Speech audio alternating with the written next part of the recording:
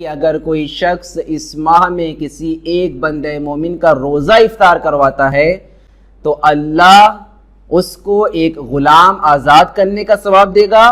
اور ابھی اقسم بالخنس الجوار الكنس۔ بسم اللہ الرحمن الرحیم۔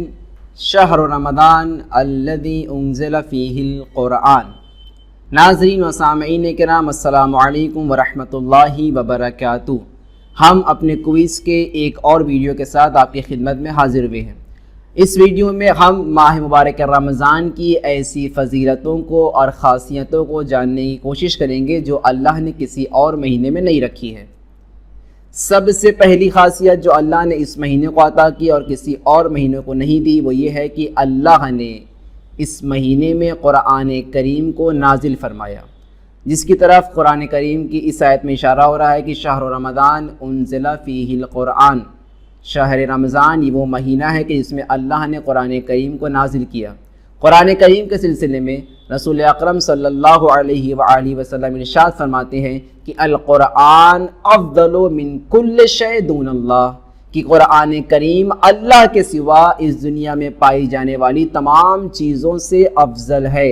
تو اللہ نے اپنی اس افضل ترین کتاب کو نازل کرنے کے لیے جس مہینے کا انتخاب کیا اس مہینے کا نام ماہ مبارک رمضان ہے، اور ماہ مبارک رمضان یہ وہ مہینہ ہے کہ جو تمام مہینوں میں سب سے زیادہ افضل قرار دیا گیا ہے۔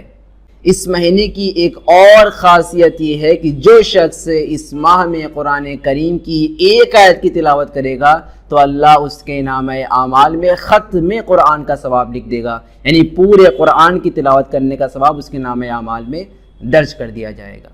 تو یہ تھی اس مہینے کی پہلی خاصیت۔ دوسری خاصیت یہ ہے کہ اللہ نے اس مہینے میں شب قدر کو رکھ دیا۔ شب قدر کون سی رات ہے؟ یہ وہ رات ہے کہ جس کے سلسلے میں رسول اکرم صلی اللہ علیہ وآلہ وسلم ارشاد فرماتے ہیں کہ شب قدر تمام راتوں کی سردار ہے، اور اللہ نے اس رات کو ماہ مبارک رمضان میں قرار دیا ہے۔ اور ہمارے اور آپ کے چھٹے امام جعفر صادق علیہ السلام کا ارشاد گرامی ہے۔ آپ ارشاد فرماتے ہیں کہ سب سے بہترین مہینہ ماہ مبارک رمضان ہے اور ماہ مبارک رمضان کا دل شب قدر ہے۔ تو یہ خاصیت اس ماہ کو حاصل ہے کہ اللہ نے جس طریقے سے نزول قرآن کے لیے اس مہینے کو انتخاب کیا ویسے ہی شب قدر کے لیے بھی اسی مہینے کو انتخاب کیا ہے۔ تیسری فضیلت اس ماہ کی یہ ہے کہ 12 مہینے ہیں، اور 12 مہینے میں صرف اور صرف اگر کسی کا نام قرآن کریم میں آیا ہے تو وہ ماہ مبارک رمضان ہے، اس کے علاوہ کسی اور مہینے کا نام قرآن کریم میں نہیں آیا ہے۔ اور اللہ نے ارشاد فرمایا شہر رمضان، قرآن کریم میں شہر رمضان یہ نہیں کہا کہ رمضان، بلکہ شہر رمضان یعنی رمضان کا مہینہ یا ماہ رمضان، اس لیے کہ روایت میں آیا ہے ہمارے اور آپ کے پہلے امام مولا کائنات علی ابن ابی طالب علیہ السلام کا ارشاد گرامی ہے کہ یہ نہ کہو کہ رمضان آیا یا رمضان چلا گیا، بلکہ ماہ مبارک رمضان کو احترام کے ساتھ نام لو۔ خود اللہ نے بھی قرآن کریم میں اگر ماہ مبارک رمضان کا ذکر کیا ہے تو وہاں پر ماہ مبارک رمضان کہا ہے، رمضان نہیں کہا۔ اس ماہ کی اگلی خاصیت یہ ہے کہ جو کسی اور مہینے میں نہیں ہے، وہ یہ ہے کہ اگر کوئی شخص اس ماہ میں کسی ایک بندے مومن کا روزہ افطار کرواتا ہے تو اللہ اس کو ایک غلام آزاد کرنے کا ثواب دے گا اور ابھی تک کیے گئے اس کے تمام گناہوں کو معاف کر دے گا۔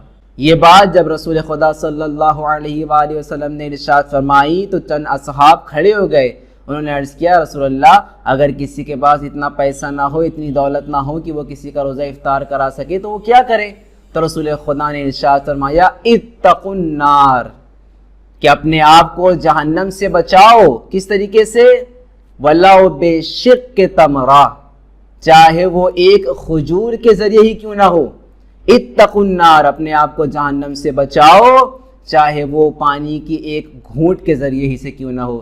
مطلب یہ ہے کہ رسول خدا ارشاد فرمانا چاہتے ہیں کہ اگر کوئی شخص ماہ مبارک رمضان میں کسی ایک مومن کا روزہ افطار کروائے یا کسی ایک مومن کو ایک کھجور کھلائے، ایک گھونٹ پانی پلا دے تو اللہ اس کے صدقے میں اسے جہنم سے آزاد کر دے گا۔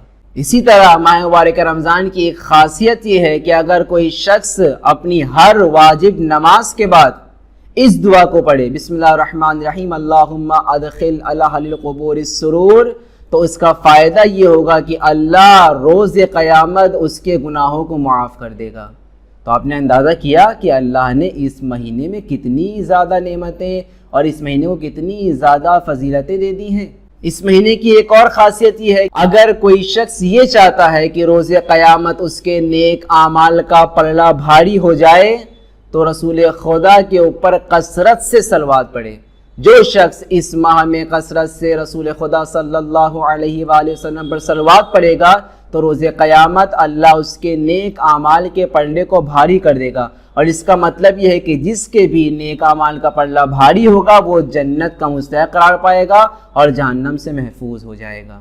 مولا کائنات حضرت علی ابن ابی طالب علیہ السلام رسول خدا سے سوال کرتے ہیں، یا رسول اللہ اس ماہ میں سب سے زیادہ افضل کون سا عمل ہے؟ تو رسول خدا نے ارشاد فرمایا کہ اللہ کی حرام کردہ چیزوں سے اپنے آپ کو محفوظ رکھنا اس ماہ میں سب سے زیادہ بلند اور افضل عمل ہے، یعنی گناہوں سے پرہیز کرنا اس ماہ میں سب سے زیادہ بہترین عمل ہے۔ آئیے ہم اللہ کی بارگاہ میں دعا کرتے ہیں کہ اس ماہ مبارک میں اللہ ہمیں گناہ انجام دینے سے محفوظ رکھے اور اس ماہ کی تمام تر فضیلتوں سے استفادہ کرنے کی توفیق عنایت فرمائے۔ والسلام علیکم ورحمۃ اللہ وبرکاتہ۔